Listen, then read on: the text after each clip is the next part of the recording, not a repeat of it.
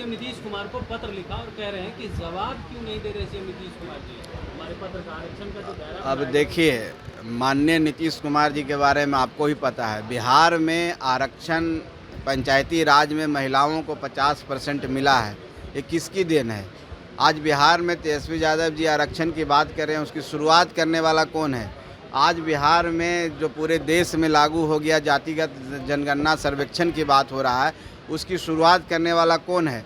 तो बिहार में सुशासन की राज, विकास है, इंफ्रास्ट्रक्चर की बात हो, माननीय नीतीश कुमार जी ने शुरुआत की है। माननीय नीतीश कुमार जी युग पुरुष हैं, हम समझते हैं। और माननीय तेजस्वी यादव जी अभी इस अखाड़े में नए नए आए हैं और एकाएक सोचते हैं कि हम चैम्पियन बन जाएंगे।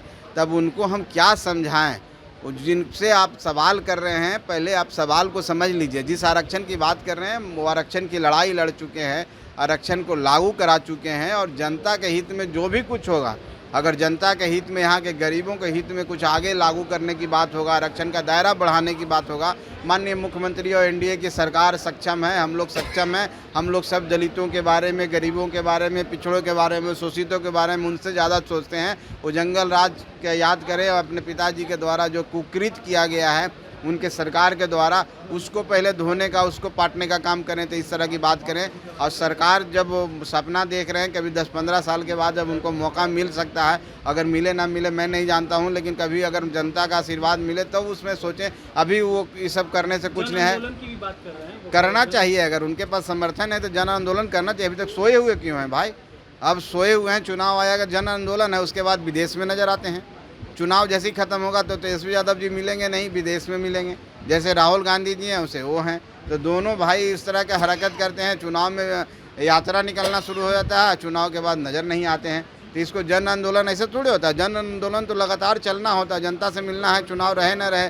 तो उन लोग सिर्फ बरसाती मेढक के समान है और कुछ नहीं है। चिराग पासवान 243 सीट पर चुनाव लड़ने की बात किया गई, तो कैसे देख रहे हैं?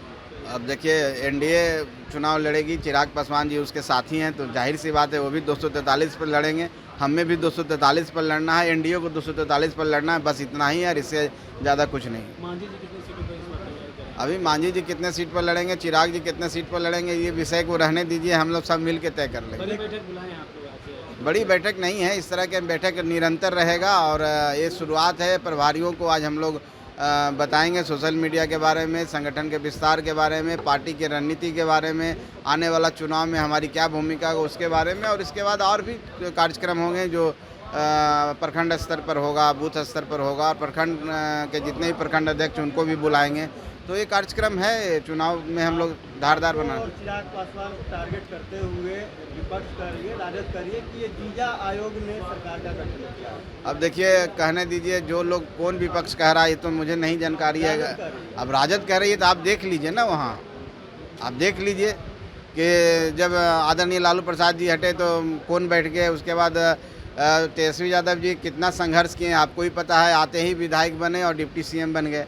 तो ये सब बात उनके मुंह से शोभा नहीं देता है, बोलने दीजिए, ये सब करने दीजिए, इससे कोई फर्क नहीं पड़ता। Shyam steel flexi strong TMT बार, ये स्ट्रॉन्ग के साथ फ्लेक्सिबल भी है। आपदा मुसीबत कोई भी आए, ये घर को अटूट बनाए। जब TMT फ्लेक्सी स्ट्रॉन्ग, तो घर रहे हमेशा के लिए स्ट्रॉन्ग।